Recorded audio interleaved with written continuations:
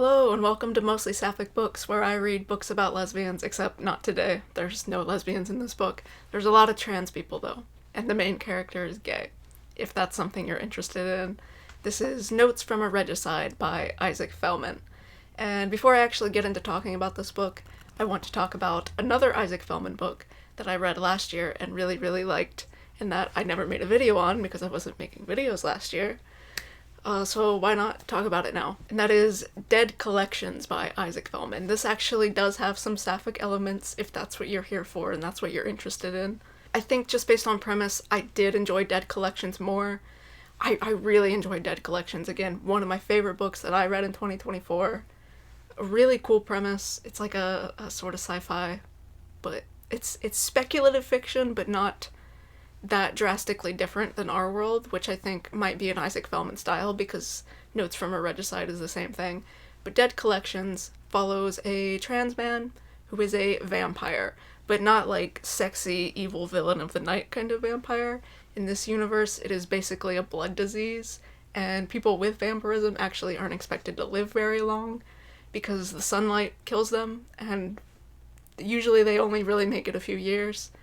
And it's not like a secret paranormal thing. It's like a medical condition, and there are forums and like Reddit threads where people with the condition talk to each other and, share tips and tricks and snapshots of their lives. So they live very restrictive lives.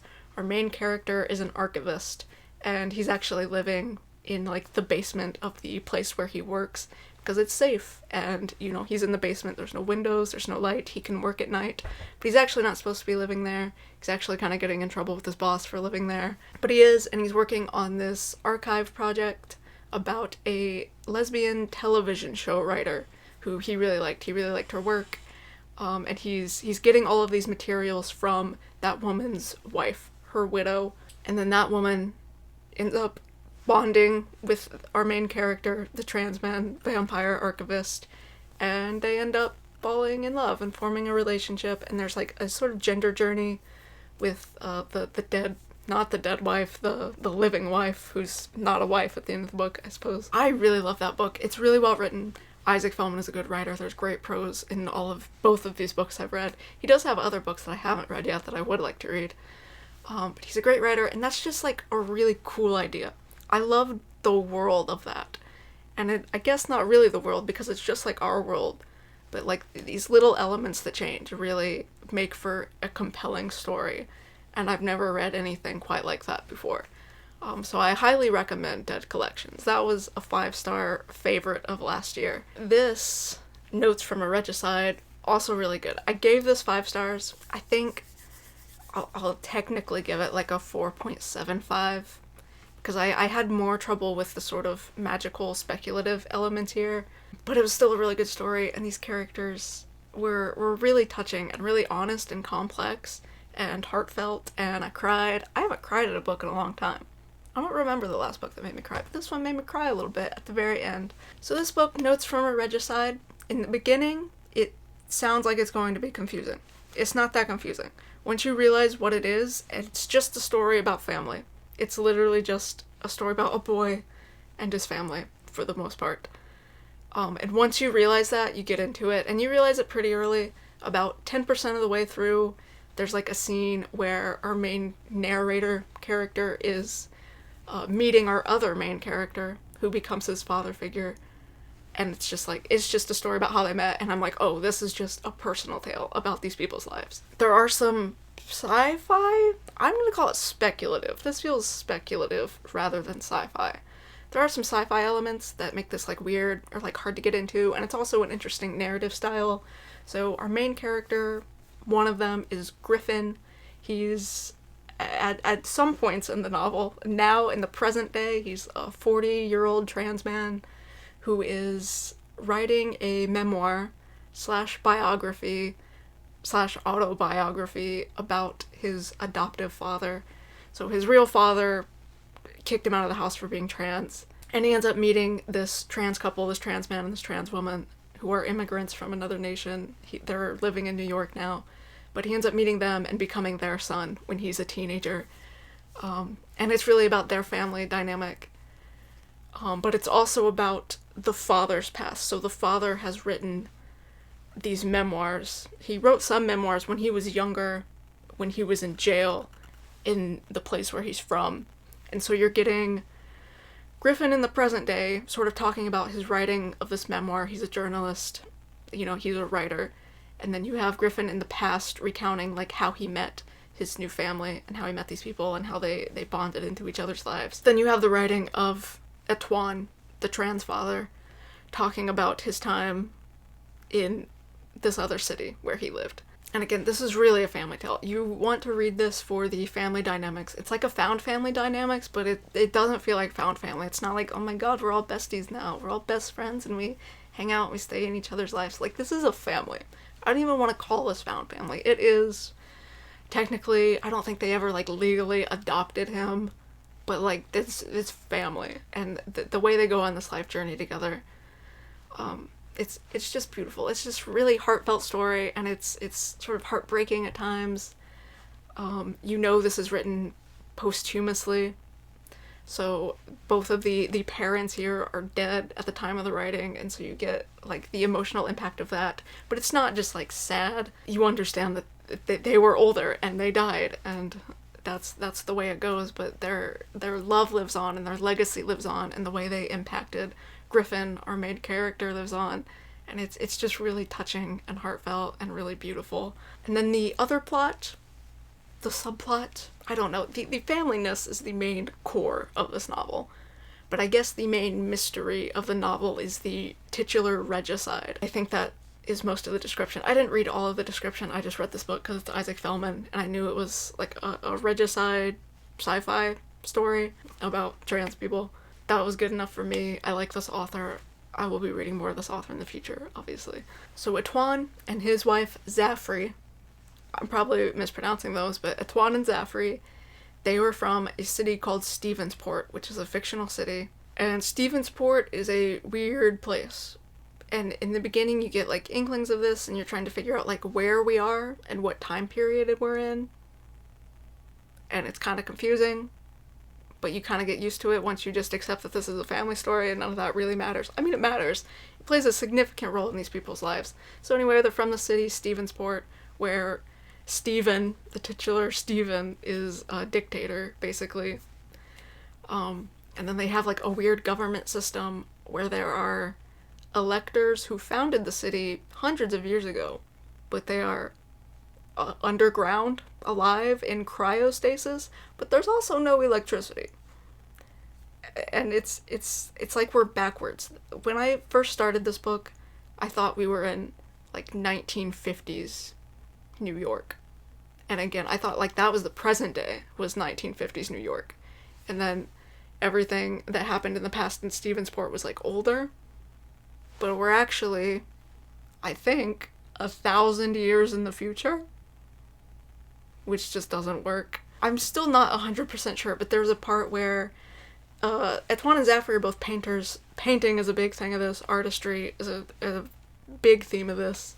Plays a very pivotal role in the plot and just like the perspective of these characters. But Etwan is a painter, and he mentions Van Gogh at one point. And Griffin's like, who the fuck is Van Gogh?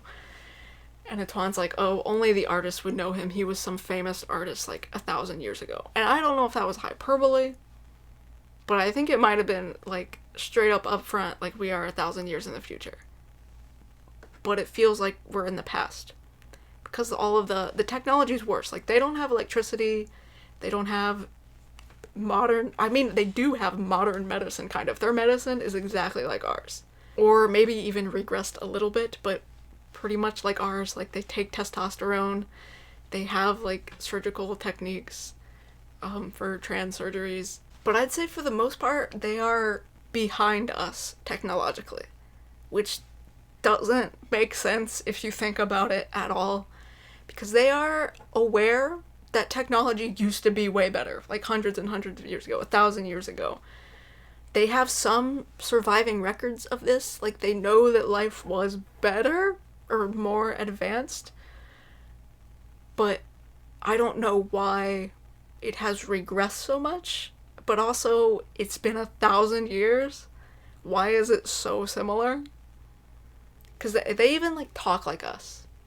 Like, there's one point where Zaffrey's like talking about a character in a book or something, and she's like, "This bitch," like we would do, and someone says, "My man," you know, and I'm like, the slang would not be similar in 1,000 years at all. And I don't know, I couldn't rectify this. And like, the fact that they know electricity existed 1,000 years ago, but haven't managed to replicate it, even if they somehow lost all of the like schematics and information about how electricity works, just the fact that the knowledge survived that it did work at some point. Someone knew how to make electricity at some point, and it is possible to do. Someone would recreate that. Someone would make that their life goal, to invent electricity again. Especially because they know it's possible. And also they're like rich people. Like the dictator King Stephen. Why would he not want that? Why would he not be investing into innovation and technology when you know it's possible? And like, you know, better medical care is possible. Because like, if you're an evil dictator, people are selfish. There's a lot of selfish people in this book. Again, they're from a corrupt country. So like, selfish people want the best medicine possible to help them someday, theoretically. Even if they don't give it to the masses, they still want the information. So like, how has this been allowed to regress in this way when people have wealth and power in this way? I couldn't like rectify that in my mind. And there's also maybe some implication that they do have some kind of technology, like crazy advanced technology that we don't have, because again, those electors like under the city who are like in cryostasis, they call it the stone yard. They're just like buried under some stones. You could like lift them up and look at them. And that's what people do. They eventually come out every time a king dies. They come out and elect a new leader. So like, they must have some type of crazy stasis technology, and then at one point that gets unplugged and they all die. So like, was that electricity? But like, how do they have that but they aren't like running their houses with it? Or like, the king's palace would be like, I'm gonna have electricity. If we have that, I'm gonna have electricity. And also like some form of cryostasis for me. Like, could I try to live forever, basically? I don't know. I couldn't do it. I couldn't suspend my disbelief in some of this world building. But it was clearly intentional, because the author does not think, obviously, no one would reasonably ever think that in 1,000 years, people are going to basically talk the same and act the same and have the same technology that we have right now. Like, no one, he doesn't actually think that, the author. So it was clearly and a very intentional choice. I just don't know what the intention was. Maybe I'm clearly overthinking it, because again, that wasn't, I don't know. I think this author is smart enough that he had a reason for this world building. I just don't know what the fuck it was. So I spent the whole book going like, but why? But why? But how? And maybe I'm like really hyperbolizing it. Maybe we're like 100 years in the future, or 200 or something. And like, I could believe that regresses in some way. Like, if there's some sort of natural catastrophe that really pushes us back as a species. Like, that's a bit more believable within like 100, 200 year time frame.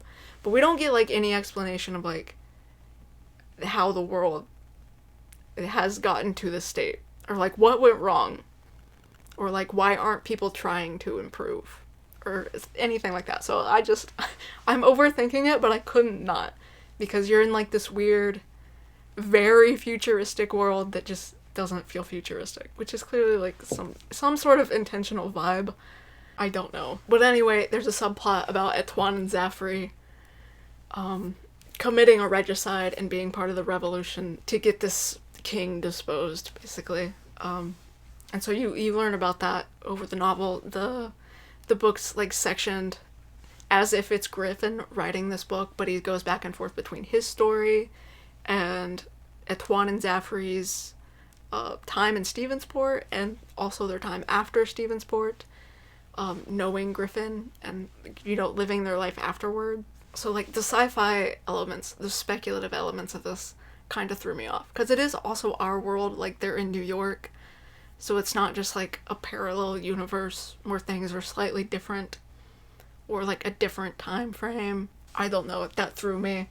It might not throw you if you just go in being like, fuck it, whatever. They just, yeah, it's like our world maybe a few decades ago, but then there's also just like some fictional city over there on an island somewhere that I don't know about.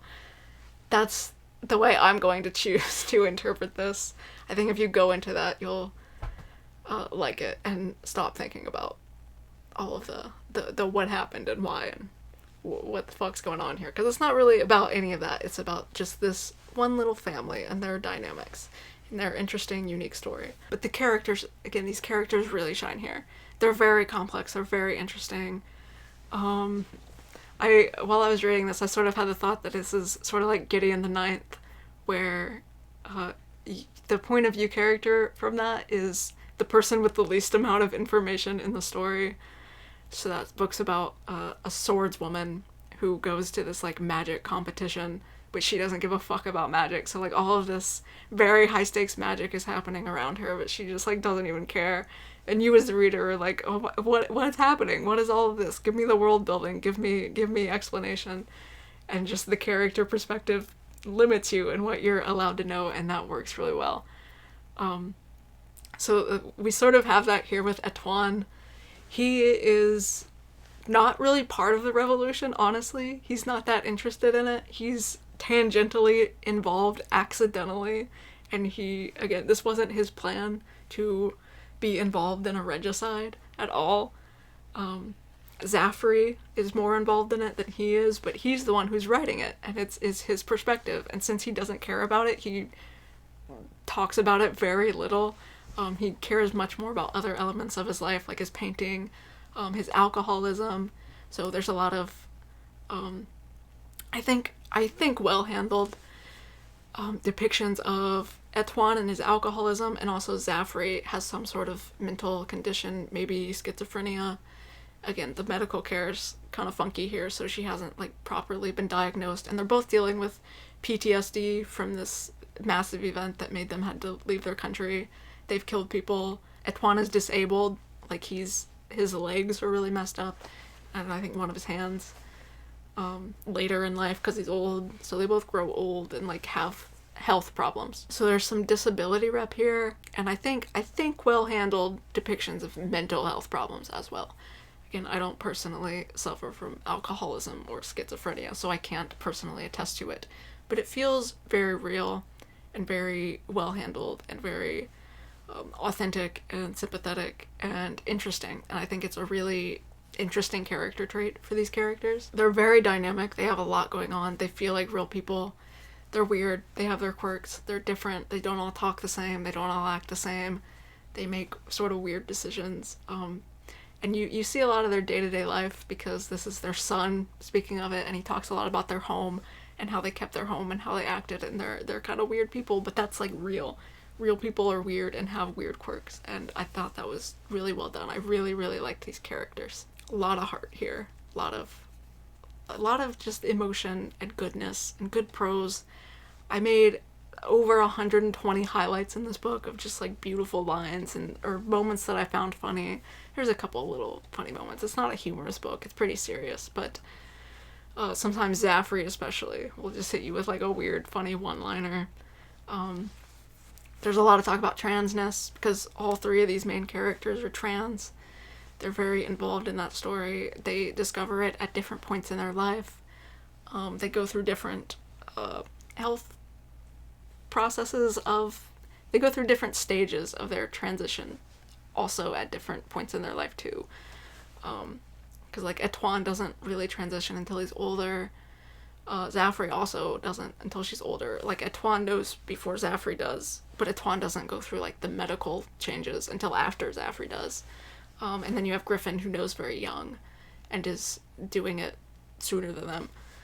So they all have like different perspectives on the same thing. There's trans men and trans women.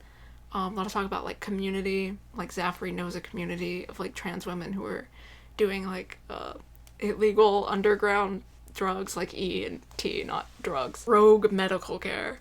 Vigilante medical care, and that's a big part of like the resistance and the regicide stuff. So there's just a lot here. This is really complex characters, an interesting world, even though the actual sci-fi elements of this really threw me off and were my only gripe with this book though. But yeah, just cool, touching, honest, raw, authentic, rad, really touching. Really good story. I really like this. It's more literary fiction than speculative fiction. If you saw this and you're like, oh, a cool sci-fi story about killing a king, not very sci-fi. It's much more literary than sci-fi, and I'd call it more speculative than sci-fi. Even though I guess we're 1,000 years in the future, that's weird. I just don't want to think about it. Just don't think about it, and it's better. Maybe Antoine was like, maybe I've got something wrong here.